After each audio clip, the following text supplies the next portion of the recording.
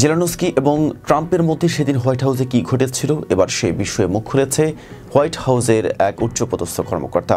যুক্তরাষ্ট্রের president Donald Trump ও vice president J.D.. ভ্যান্সের সঙ্গে উত্তপ্ত বাক্য বিনিময়ের পর হোয়াইট হাউস ছেড়ে যান ইউক্রেনের প্রেসিডেন্ট ভলোদিমির জেলেনস্কি ও তার প্রতিনিধি দল।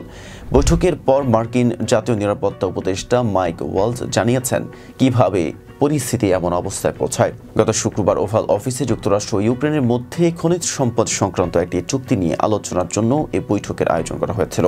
শুরুতে সবকিছু স্বাভাবিক থাকলেও বিতর্ক শুরু হয় যখন জেলেনস্কি দাবি করেন মস্কোর সঙ্গে যে শান্তি চুক্তির চেষ্টা চলছে সেখানে ট্রাম্প প্রশাসনের উচিত নিরপেক্ষ থাকার বদলে কিয়েভকে আরও সমর্থন দেওয়া। জেলেনস্কির বক্তব্যে ট্রাম্প অসন্তোষ প্রকাশ করে বলেন, ইউক্রেন যুক্তরাষ্ট্রের ব্যাপক সহায়তা পেয়েছে, কিন্তু জেলেনস্কি তার জন্য যথেষ্ট কৃতজ্ঞতা দেখাচ্ছে না।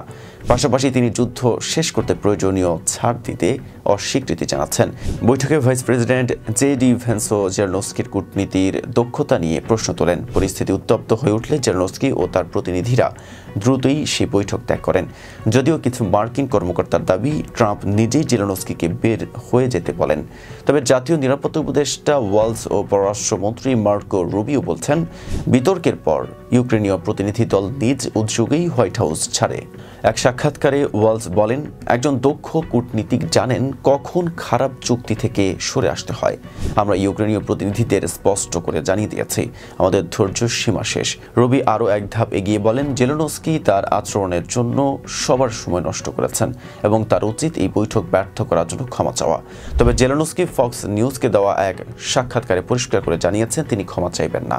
তিনি আরও বলেন, আমরা দ্বিপক্ষীয় আলোচনায় স্বচ্ছতা ও সততা বজায় রাখার পক্ষে। এই ঘটনা যুক্তরাষ্ট্র ও ইউক্রেনের সম্পর্কের উপর কী ধরনের প্রভাব ফেলবে তা এখনও স্পষ্ট নয়। এতক্ষণ সাথে ছিলাম মেহেদী হাসান। ফেস দ্য পিপলের সাথে থাকার জন্য ধন্যবাদ।